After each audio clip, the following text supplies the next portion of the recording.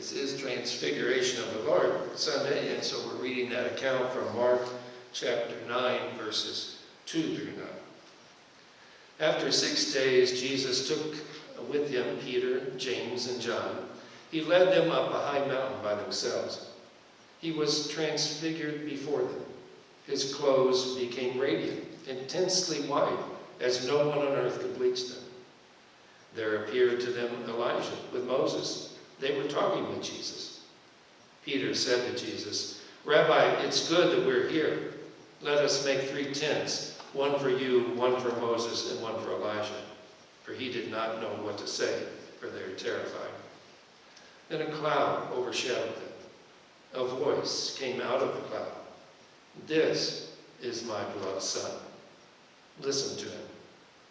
Suddenly, looking around, they no longer saw anyone with them, but Jesus only. As they were coming down the mountain, he charged them to tell no one what they had seen until the Son of Man had been risen from the dead. May God add his blessing to the reading of his word. On rare occasions, God may give us mountaintop experience. Whether it's singing a beloved hymn at an annual conference with 2,000 people, or maybe it's a small group spiritual retreat where you're praying and singing for 3 days, and it's just like a good Sunday morning experience on steroids. Or maybe it's a mission trip where you're serving God side by side with others, and it gives you a special feeling. Some see a glimpse of glory in their minds. Some hear a word from God, applying to them personally. Others get a clarity of direction for their life. Still others experience a sense of community that's a foretaste of our eternal community. Whatever the nature of the mountaintop experience, it's always important that following that, God always grounds us and brings us back down with the same command. Listen to Jesus. These experiences may not happen at all. We may not never get a mountaintop experience. They're only for those that need them at the time. And they're meant to be rare. But what is not rare is that command that follows, because it's the command for all Jesus' disciples. Listen to Jesus. That's what our text lifts up here today. It's literally on a mountaintop, Jesus with Peter, James, and John, alone from the rest of the disciples. Jesus had been telling them about a hardship and impending death that he was going to have to suffer, and that later they would have to endure suffering. And it seems that we get this one-of-a-kind spiritual experience, a visual experience that occurred. Peter, James, and John see Jesus transformed before them, it says. His garments became radiant, extremely white. They're seeing something so great, it shines through Jesus' flesh, and it shines through the garments that he's wearing. And then to add on to that, they see Moses and Elijah. They've been gone for centuries. And yet, here they appear with Jesus, and they're talking with him. Peter seems to think the end of the world has come. He wants to make 3 tents or booths, one for Jesus, one for Moses, one for Elijah, to celebrate the Feast of Booths that Zechariah prophesied would occur at the end of all things. A cloud representing God's presence, just like the pillar of cloud back in Moses' day. This cloud overshadows them. They hear a voice. "This is my beloved Son. Listen to him." Then the experience is over. They only see Jesus alone. He tells them not to report anything about this until after his resurrection. So why did this occur? Again, I think Jesus had told them about his hardship and then their impending hardship and suffering. And this experience shows them the goal of all of that suffering, of all of that hurt and pain. They will have to go these things, but it's for some greater purpose, that they will shine with Jesus in glory someday. The glory that shines through the flesh, through his clothing there now, is just a sign of a glory that shines from all of our souls someday.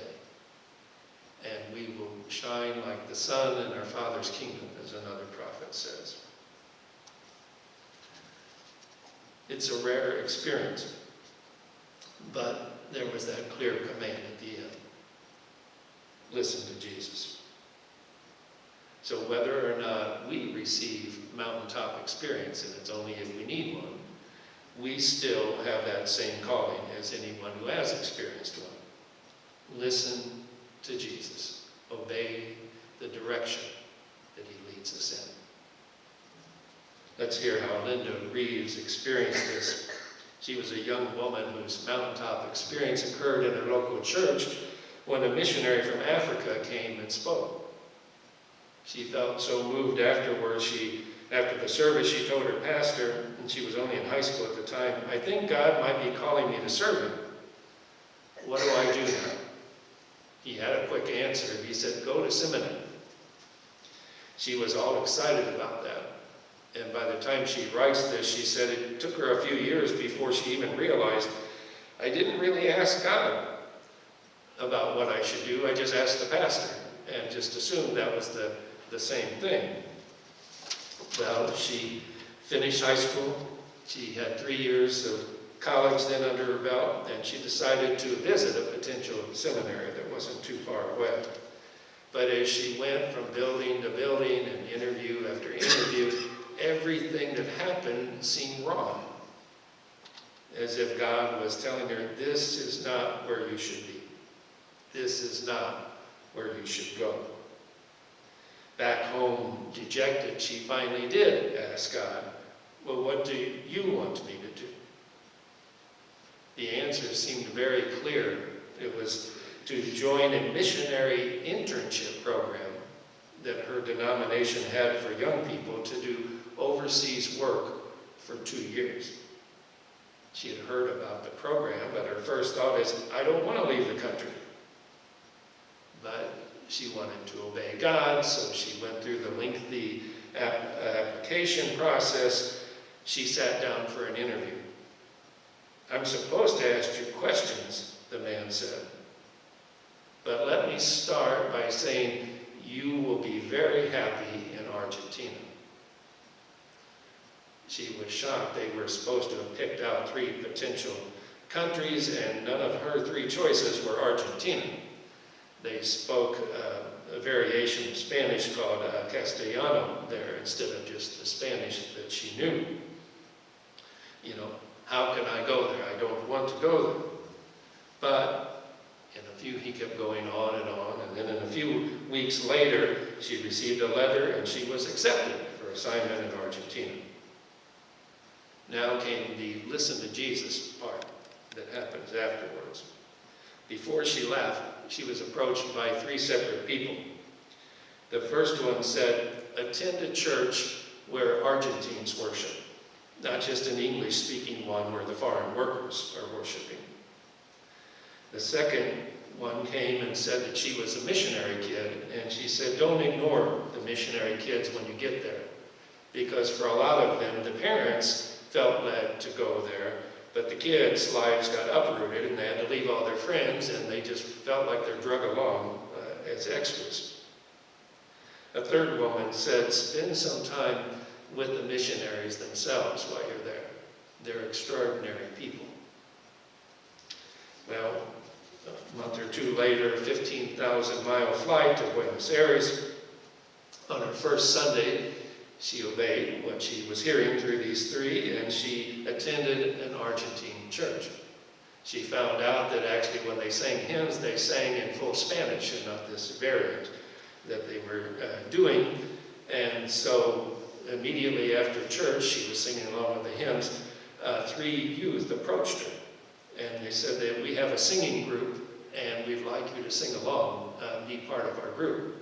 She said, "All I can do is sing alto." And they said, "Yes, we heard you, and that's what we need. We need somebody to sing harmony for us in the group." And so this was her introduction to become part of their lives and also to learn the language faster.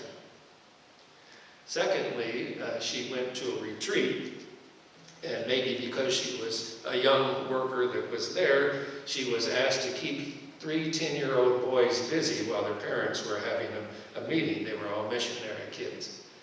So she got out the guitar and she showed them a few guitar chords, and she said, "Would you like to learn the guitar?" And they all said yes. And so she started to teach them some songs. Word spread around, all around the MKs, the missionary kids, and she became a mentor and a confidant. Third, whenever she would travel, she visited the missionaries so she could learn about and support their ministries, and found out there were extraordinary things indeed that were happening. After 2 years, these 3 groups, representatives of them, were all there to tell Linda goodbye. I saw the love and acceptance they had given me, the rich friendships that I could have missed had I not followed God's guidance, had she not listened to Jesus. Whether or not we receive a mountaintop experience, we all have the same command: listen to Jesus.